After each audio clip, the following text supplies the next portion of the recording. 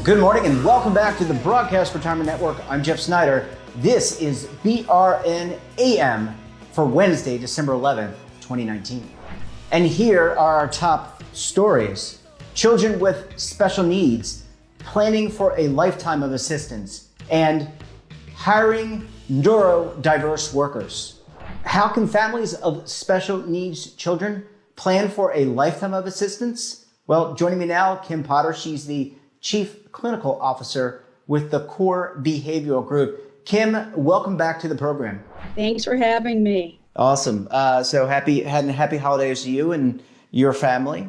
Obviously, we're at this point in time in the year when people are thinking about holiday gifts, but they're also thinking about financial planning. And we have talked in this program with you about children with special needs, and families of children with special needs have a lot of financial planning that they need to take into account both this year and next year and in the future. So what are your thoughts about planning for a lifetime of assistance?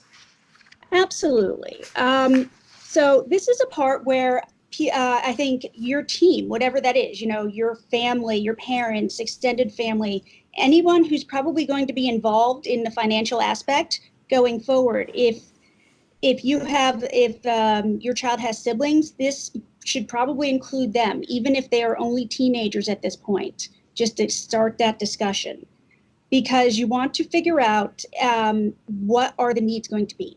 Are they going to need housing? Are they going to need extra money for medication? Are they going to need different types of services? And start with that. And here's where it gets a little tricky. Mm-hmm. Once they turn 18, they qualify for SSI, so Social Security payment. It's normally about $800 a month. In some states, your DDD, Department of Developmental Disabilities, also will supplement that. Each state's a little different. Some will provide you with a bucket, so to speak, of money, and then you spend it out. Others, it pays it directly to a day program or a group home.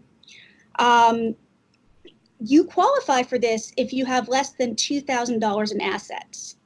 So a lot of people will ask, well, Kim, how am I supposed to set this up without $2,000? One of the easier ways to do it is a trust, a irrevocable trust, though feed it slower rather than faster because you can't get the money out and it has to go towards that person. So just being very mindful of when you're distributing this.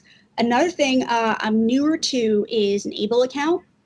You can put up to $15,000 a year tax-free in, and that can save up to $100, and that does not affect that asset minimum. And that's a 529, so that's a college savings fund. And so that was, I think a couple of years ago, they passed the 529 ABLE Act to deal with this particular issue, which is people who have, I guess, quote unquote, disabilities. Exactly. So looking at a lot of that, and also when thinking about, say, your life insurance policy, not leaving it to the individual with special needs directly, leaving it to a trust that's either existing or set up is another key aspect, because then it doesn't affect their other services that they're getting, but it provides for the other things they will definitely need. Look, Kim, let me ask you this question. I think this is more of an emotional question, but if you're a parent of a child with special needs, there's the future, and that future may not involve you as a parent because you may pass away at some point. The emotional toll that must take on families and parents. One, it just echoes the sentiments you said, which is about the preparation, but also how do you coach or how do you help families through what's going to happen to my child or children when I'm gone? I think a lot of people deal with that just in general, but there's a little bit more to that with children with special needs. There's definitely an extra element, and it's even beyond the parents or grandparents. It's going to probably involve your other children or your nieces and nephews, and start talking and early, and understand that this is a process, and this is a process that won't always feel good, but it's something that has to be done. but to make sure that you can have your best peace of mind for when you are gone. Yeah. Another thing to think about is also if you are putting a lot of money into this and making sure that your child will be appropriately cared for, you might want to think about some long-term care insurance for yourself. Having recently run into this myself, product that for me anyway, you pay into it, and then should you go into assisted living or some sort of skilled nursing facility, they have a set stipend every day they pay to that. Yeah. So making sure you have that there so that you're also taken care of. And you mentioned earlier on in your points about the irrevocable trust, estate planning. I mean, this is all a microcosm of basically what we talk about all the time in retirement and personal finance. You've got to have all these plans kind of laid out. And I guess, Kim, in terms of the best time to start thinking about this, is it in the early developmental years of the child where you're starting, 3, 4, 5, or do you wait until they're in middle school or high school or older? I mean, I mean, obviously sooner is better, but if you're a younger set of parents, new in your career, you may not be making a ton of money. You may not be earning a ton of money, because you're just starting out in your career. You may not. And also, you never know how this child's treatment is going to go. If a lot of times, if they use ABA and use a lot of it very early on, more and more of these children are able to live independently. So that Able just may be able to go as a regular 529, which would be the best outcome of all. But another thing is to pool your resources with others. Think about a group's trust. Or I actually know another family, they created a nonprofit to buy a house that their loved ones would live in. And then it also produces some rental income. It's like a 3-story. And one produces rent, one they loved ones live in, and then the second floor is a grad student who gets a small stipend from the rents and from gives them the level of care that they need. They're relatively, I guess, what you call higher functioning. So it's not so much will they bathe themselves as they have to know that the nice man on the phone that says he's a Nigerian prince, you should hang up. Kim, you mentioned every state is different.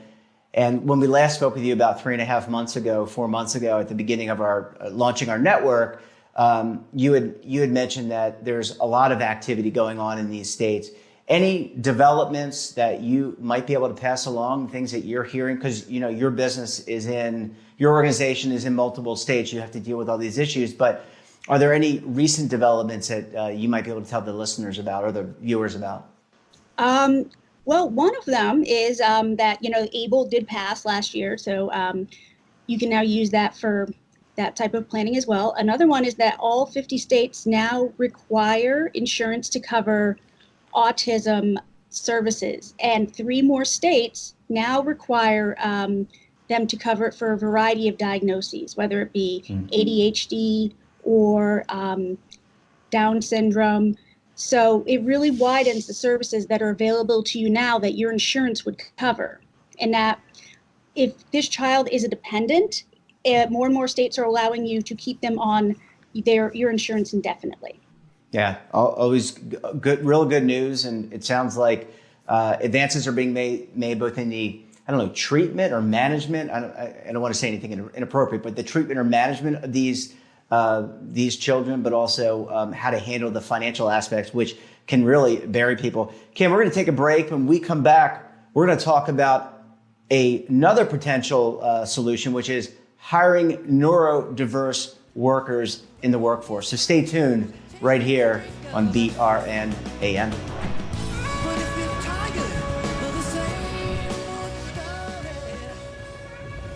Imagine a new television network that will make you richer, healthier, and in control of your financial future.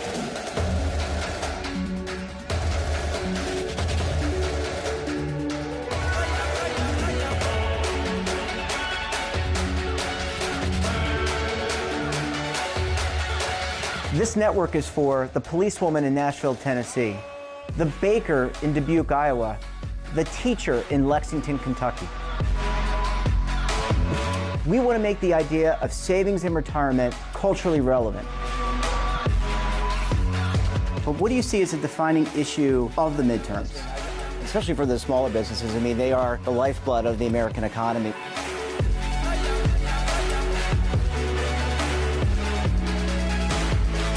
Featuring exclusive interviews, current affairs, and docuseries.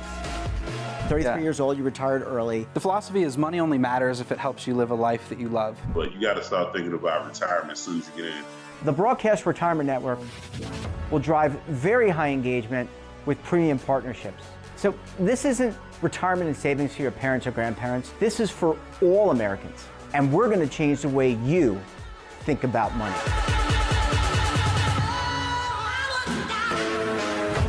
Welcome to the next frontier of retirement and savings. This is BRN, the Broadcast Retirement Network. Welcome back. We've talked before in this program about the importance of hiring a diverse workforce. Well, now studies have shown that hiring a neurodiverse workforce can also pay great dividends. Kim Potter, Chief Clinical Officer with the Core Behavioral Group, is with us. Kim, thanks so much for sticking around this morning. No problem. And I think this is really a feel-good episode because obviously planning for your children's future and your future, very important. We covered that in segment 1, but recently read an article regarding that more and more employers are hiring neurodiverse workers. Kim, that's a great sign, right? Absolutely.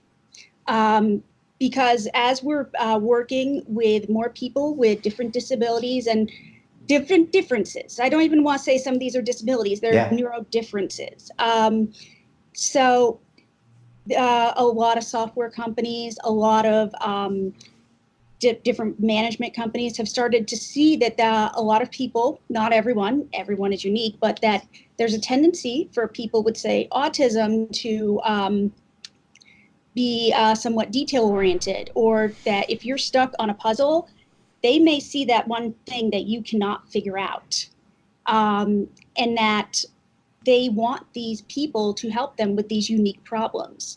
So Google, Apple, Oracle have all been actively, Amazon now, have been actively seeking people on the autism spectrum. My nephew's dream is to design cars, so we're hoping Tesla will also soon open that. No, I think it's amazing, and I think more and more we're seeing organizations just in general become more diverse and including different, I don't know, types is not the right word, but I'm just going to use the word type so as not to offend people. Different types of people, if they're more qualitative, if they're more analytical. And this is just another example where if you have someone who is autistic who may be able to help out an organization. And I got to tell you, it's productive both for the organization, but also for and also for the person, but also society, because these people have a way to contribute. And also, Kim, going back to our first segment, this is a perfect way, and it should give families kind of that feel-good feeling, because their children might be able to work at an organization like this. Yes, absolutely. And it more and more organizations are finding new and creative ways. Working, there is a coffee chain called Biddy and Bo's. When I was in Savannah recently, I got a wonderful cup of coffee there. The entire staff are people with developmental differences. And just as someone who is worked with both, I guess, marketing and PS and like point of sale systems and with people with differences, it can come together, and the adaptations are already so inherent in so much of this technology. Look at a standard point of sale system these days. A lot of times, especially if you go into a coffee shop or a little boutique, it's on an iPad. You're matching the photos, you're swiping the card. And so the baseline is getting so much easier, so we can work on just developing this person even better as a whole, making them their best self. So we don't want to make them any different. We don't want to make anyone not autistic. We just want to make them not struggle and be the best that they can be. Yeah, I think that's what anyone wants, right? I mean, the way I look at it is we all have our challenges.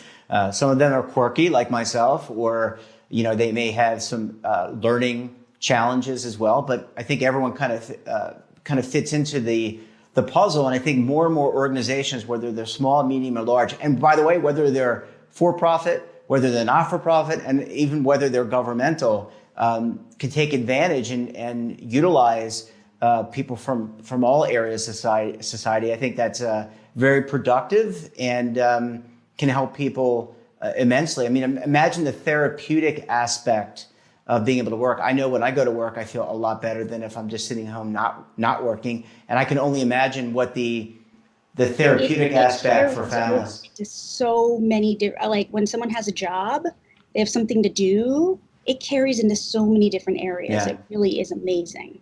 And going back to what we were just talking about, both here and in the previous segment, what a way for the family to feel better knowing that their son or daughter or niece, nephew, some part of their family is going to be working and able to take care of themselves. I mean, I look at posts, I often see posts on social media of people who have been working at McDonald's or some of the other chains and, helping out with point of sale or, even serving food or doing analytical work. I think that's just incredibly amazing.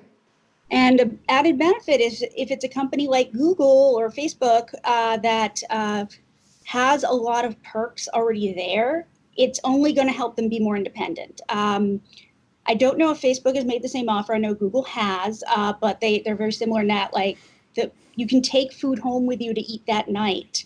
They have drop-off dry cleaning. They do it, drop-off wash and fold. So some of those skills and those executive functioning skills that people may struggle with, they take care of that for any of their employees. So it's an added benefit that may not see in a couple other places. Yeah, you're absolutely right, and you have the ability to kind of live your life in and around work, and that certainly could be a positive aspect for those that, instead of having to go out to the dry cleaners or get your shoes repaired or even go shopping, you have the ability to, access things at the store, at your place of employment. I can't get it out. Yeah, it's okay. There's good. So many of them these days. Absolutely. Well, Kim, always a pleasure talking to you. I think these were some really feel-good stories. I'm so happy that you could come on, and wish you the best for the holidays, and we will certainly have you back soon. I think this is an incredibly important topic for people to hear. I know a lot of families out there are managing through some challenging times. Absolutely. Take care and have a great rest of the year. Thank you. Happy New Year. And that wraps up this episode of BRN AM. Hope you found it helpful, educational, and enjoyable as well. Hey, have a topic or someone of interest that you think we should interview? Drop us a line. And don't forget, for all the news in retirement markets, technology, personal finance, so much more, check out today's edition of The Morning Pulse. So until tomorrow, I'm Jeff Snyder. Keep on saving, and don't forget, roll with those changes. Waiting here for you to take and drink of. But if you're tired of the same